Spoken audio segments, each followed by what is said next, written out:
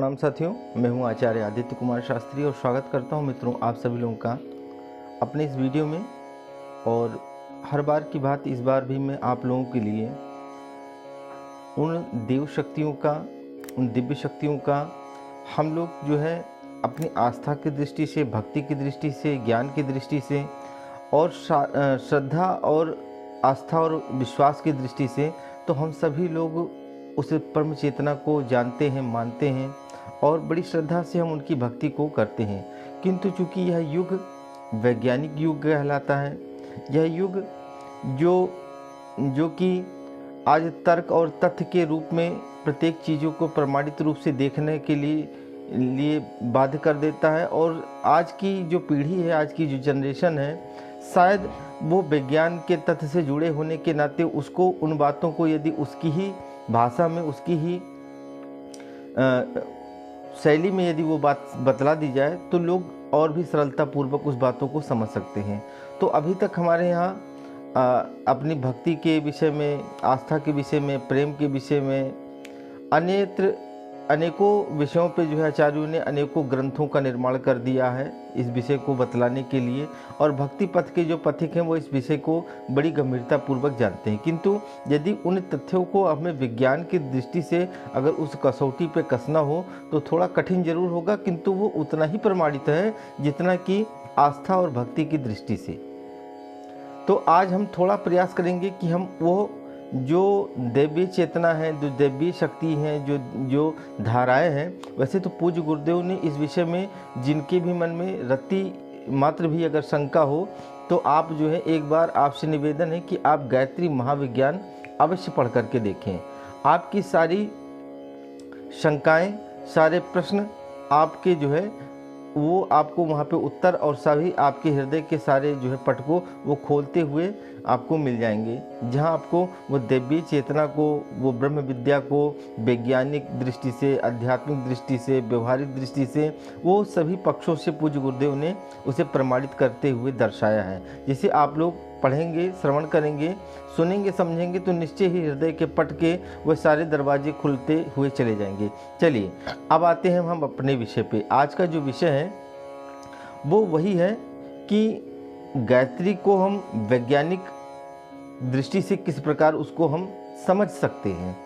तो यह वीडियो आज के वो युवा पीढ़ी के लिए, पढ़े लिखे लोगों के लिए बहुत ही ज़्यादा महत्वपूर्ण हो जाएगा, जो अभी तक धर्म के पथ के पथिक नहीं बन पाए हैं, आस्था के पथ के पथिक नहीं बन पाए हैं, जो इस बात को केवल एक रूढ़िवादिता, एक अंधविश्वास, एक जो है परंपरा के अनुरूप अपनी सनातन संस्कृति के उन विधाओं को मानते और समझते चले आए हैं, उनके लिए यह एक बहुत बड़ा जो है उदाहरण उपस्थित होगा, जिसे आप लोग अगर समझेंगे, सुनेंगे तो आपको आपकी ही भाषा में वो बात आपको प्रस्तुत करने का मैं प्रयास करूँगा।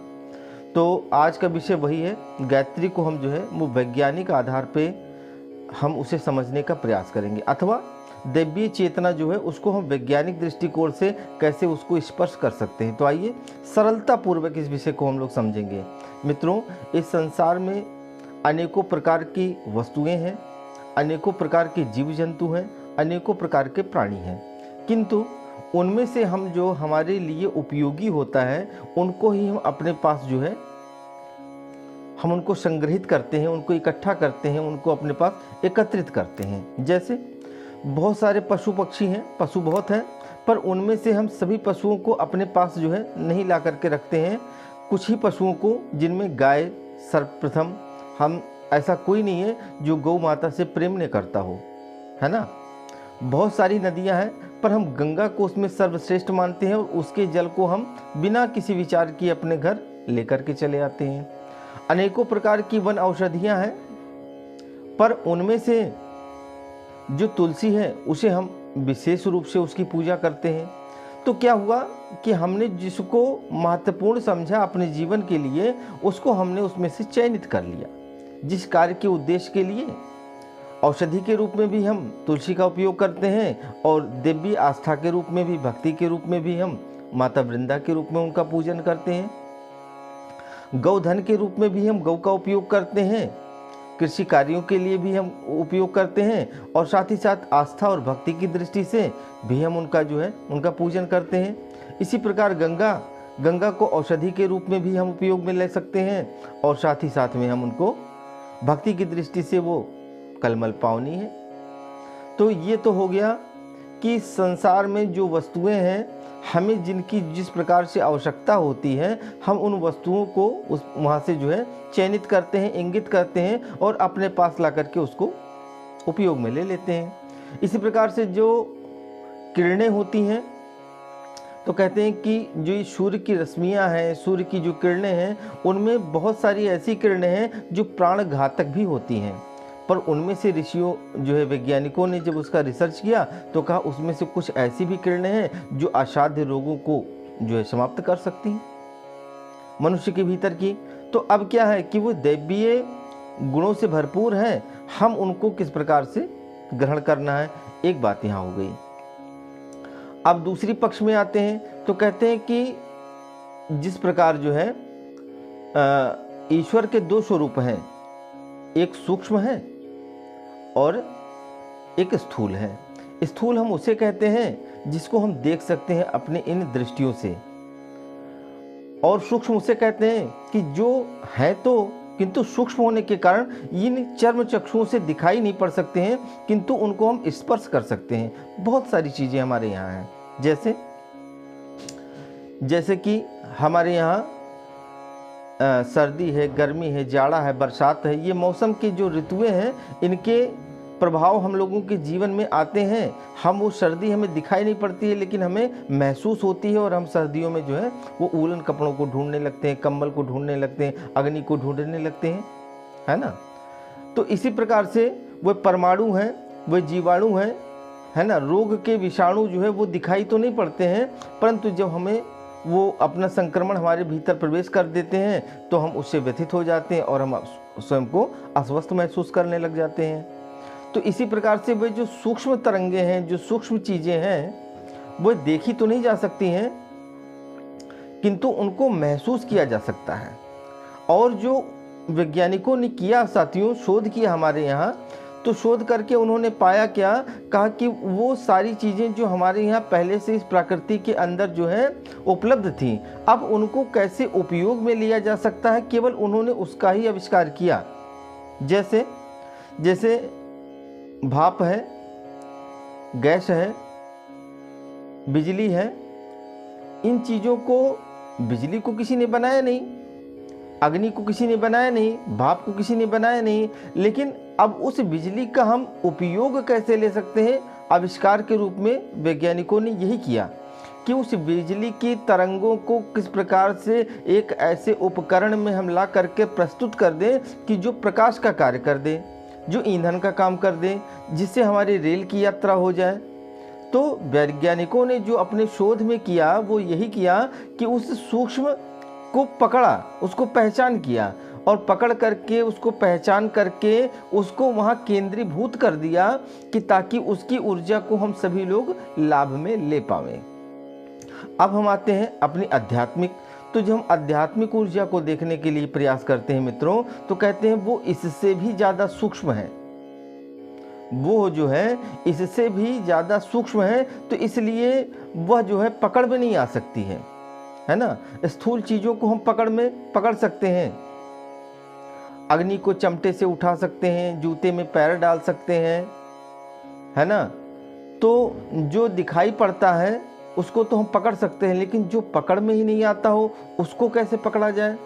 तो इस पे जो है हमारे यहाँ ऋषियों ने गहन चिंतन किया, गहन शोध किया, स्वयं वर्षों तक तपे हैं, और फिर उन्होंने क्या किया कि वो सूक्ष्म विज्ञान के द्वारा सूक्ष्म अपनी साधना, उपासना, आराधना आदि, योगाभ्यास, समाधि आदि ऐसे अभ्यासों के द्वारा उन्होंने जो है उस तरंगों को जाना, सुना, समझा, और उनको जो अंदर से अनुभूति हुई तो उनको एक बात समझ में आई कि इसको पकड़ने का एक उपकरण है।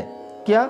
तो कहा कि जो इस पूरी समष्टि के अंदर, पूरी सृष्टि के अंदर जो प्राण तत्व जो बिखरा पड़ा है, जो आध्यात्मिक चेतना बिखरी पड़ी है, जो ईश्वर का वह अंश बिखरा पड़ा है उसका ही एक अंश हर प्राणी अपने भीतर आत्मा के रूप में जो है लेकर के उपस्थित है। अब क्या करना पड़ेगा? तो कहा कि उसका गुण और इसका गुण एक जैसा है। अब एक काम करने की ज़रूरत है कि अगर अपने भीतर के वो जो आत्मिक हमारे अंदर के वो आत्मा है उसको यदि उस चेतना के साथ में यदि जोड़ा जाए तो एक दूसरे के अंदर चुंबकीय तत्व के माध्यम से वो जुड़ेंगे। वो ध्यान के माध्यम से उसको समझ करके उन्होंने अपने आत्मा के अंदर वो चेंजेस, वो परिवर्तन अपने भीतर करने शुरू किए कि जो वो शुद्ध रूप परमात्मा है ना, जो इस पूरी सृष्टि समिष्टि के अंदर बिखरा हुआ है, उस सूक्ष्म चेतना से अपने भीतर की प्राण चेतना को एकाकार करने के लिए उसके अनुरूप उसको तैयार किया, बनाया, गढ़ा, निर्माण किया आत्मा का। और जब वो एक दूसरे के जो है संबंध जुड़ने लगे तो वो सारी बातें जो है ना, वो सारी चीज़ें समझ में आने लगी। और आने लगी तो उन्होंने वही किया, क्या किया कि वो अनेक प्रकार की, जिस प्रकार से अनेक प्रकार की औषधियाँ उपलब्ध हैं, पर हम उसमें से अपने उपयोग के लिए हम केवल वही लेते हैं जो हमें आवश्यकता है। अनेक प्रकार के जीव जंतु पशु पक्षी हैं, पर हम अपने लिए उन्हीं पशुओं का, हम सिंह का जो है चयन नहीं करते हैं, हम जो है हाथी घोड़ों का चयन नहीं करते हैं, हम गाय का चयन करते हैं। इसी प्रकार से ऋषियों ने अपने अनुरूप उस जो है बिखरी हुई वो परमाणुई किरणों को अपने भीतर अवतरित किया और उनको जाना समझा। तो कहा कि जो शक्ति ऐसी है जो हमें बल प्रदान कर सकती है, उसको एक दैवीय नाम दे दिया उन्होंने।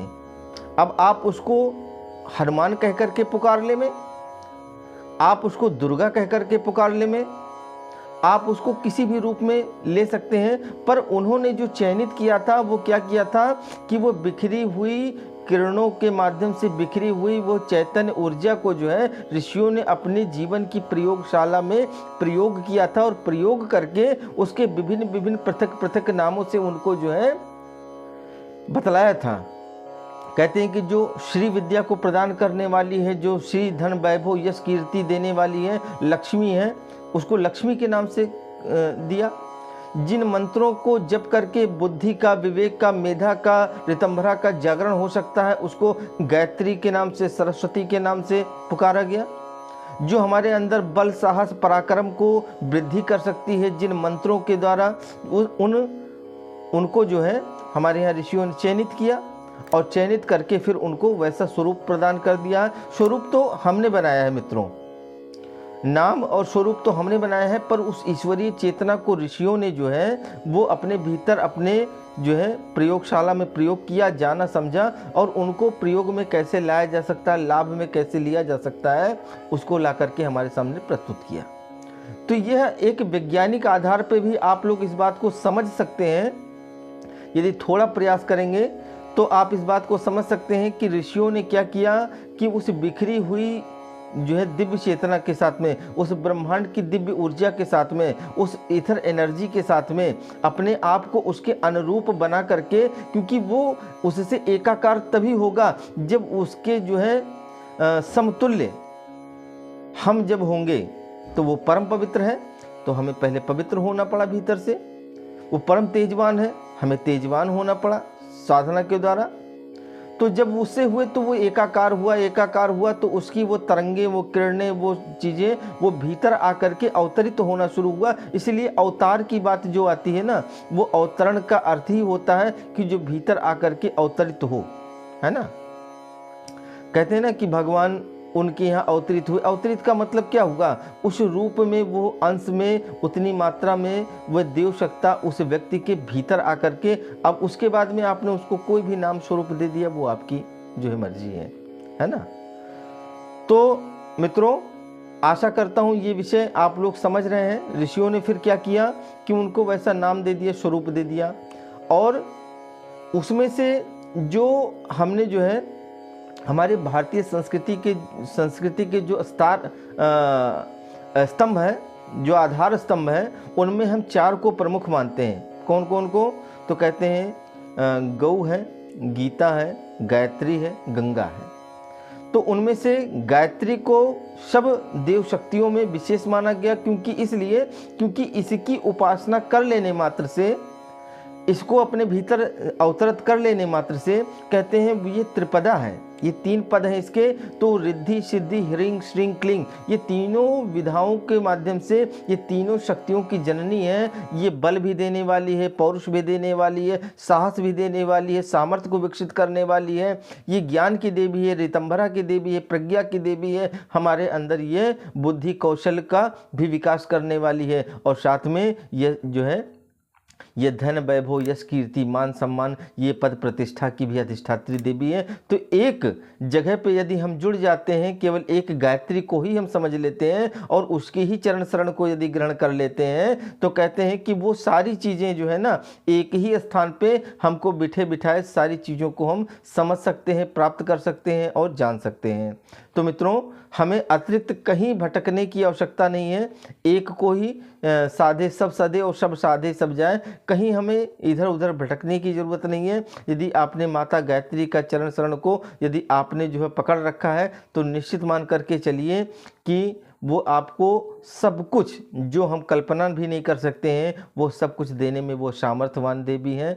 तो आप लोगों से निवेदन है कि यह एक व्याख्या, एक छोटा सा जो है परिचय आप लोगों के बीच में, जो गायत्री को, ब्रह्म गायत्री को, उस ब्रह्म चेतना को, वो जो है परमात्मा के की शक्ति को हम वैज्ञानिक आधार पे भी समझने का छोटा सा प्रयास किया हम लोगों ने। आशा करता हूँ यह विषय आप लोगों के लिए महत्वपूर्ण होगा। और यदि आज की युवा पीढ़ी के लिए आपको लगे कि ये इस तर्क के द्वारा, इस तथ्य के द्वारा भी हम आज की जो है युवा लोगों को हम इस तथ्य पे जोड़ सकते हैं, समझा सकते हैं, तो आप ये वीडियो उन लोगों तक भी पहुंचाएं कि जो आज की पढ़ी लिखी जनरेशन है वो इस बातों को सुने, समझे, जाने और जान सके कि उस ब्रह्म चेतना से एकाकार करने का क्या माध्यम हो सकता है। तो सभी को इसी भाव के साथ खूब खूब प्रणाम। जय जय सीताराम। अपनी वाणी को ही विराम।